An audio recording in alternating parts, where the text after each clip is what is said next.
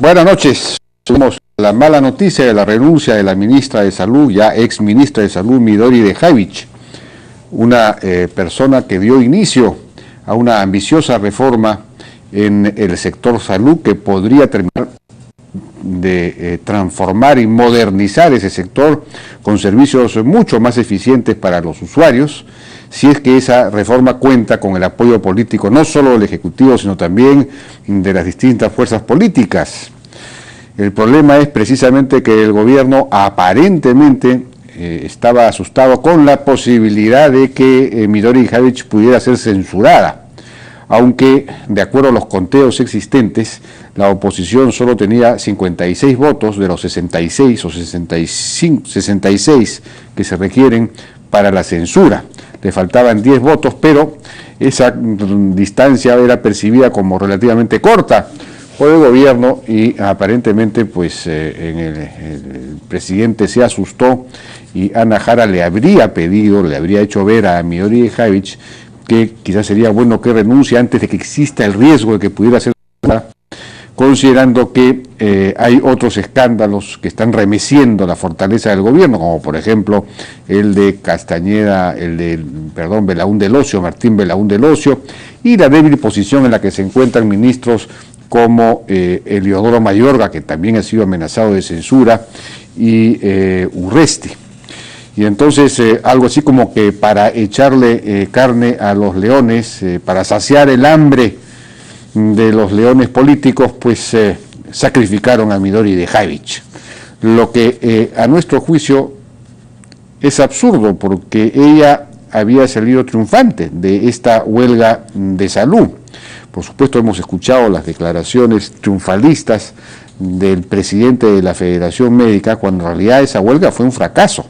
Fue muy larga, sí, fue muy larga, pero fue acatada por un porcentaje muy pequeño de los médicos y no consiguió al final prácticamente nada. Los médicos no han conseguido nada luego de tantos días de paralización, nada de lo que buscaban, ¿no es cierto? Pero resulta que lo que buscaban principalmente era anular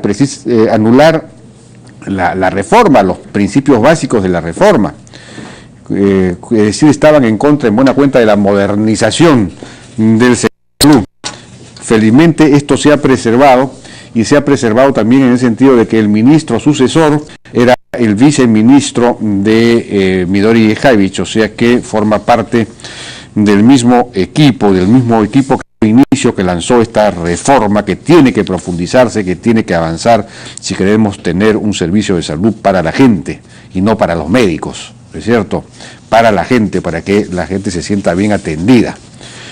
Bueno, y la otra noticia es que el presidente Humala le envió una carta al presidente Julio Velarde, al presidente del Banco Central de Reserva, Julio Velarde, expresándole su desacuerdo por el incremento de 6%, por el incremento que había sido decidido, el incremento de sueldos decidido por el directorio del Banco Central, y diciéndole que ese aumento incrementaría la sustancial brecha entre los ingresos del presidente del Banco Central y del resto de funcionarios del Estado. En buena cuenta le pedía pues que retirase ese incremento, y había una respuesta del Banco Central, comunicado del Banco Central, que dice que el directorio del Banco Central acordó luego de 2 años otorgar un aumento promedio de 6% a sus trabajadores con el propósito fundamental de mantener sus cuadros técnicos.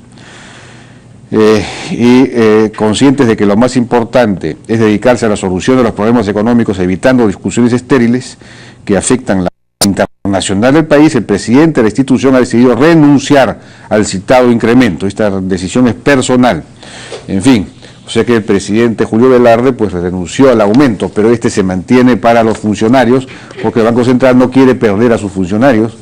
¿Qué fue lo que ocurrió? Pues aquí el presidente Humala está de alguna manera recurriendo a una medida populista, una medida demagógica, que fue la misma medida, en buena cuenta, aunque más grave en realidad en ese momento, que adoptó el presidente García en su segundo mandato cuando recién ingresó y redujo el sueldo de los altos funcionarios del Estado. Claro, consiguió gran popularidad, efímera por supuesto, pero debilitó tremendamente al Estado. Mucha gente se fue, el Estado se quedó sin los cuadros necesarios para brindar buenos servicios públicos, para resolver los problemas, para tramitar las demandas, las solicitudes, etcétera. Y por eso tenemos ahora el Estado que tenemos.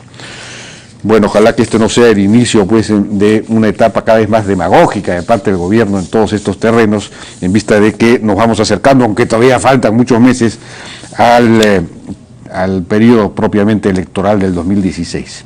Vamos a una pausa y regresamos ahora con el ministro de Economía, porque según nos indican se ha aprobado un nuevo paquete, el cuarto paquete de medidas de reactivación de la inversión. Vamos a escuchar cuáles son estas medidas y luego vamos a estar con José Luis Guasch del Banco Mundial y Pablo Bustamante para analizar estas medidas y ver, en fin, cómo se puede hacer para reactivar la inversión público-privada. Regresamos.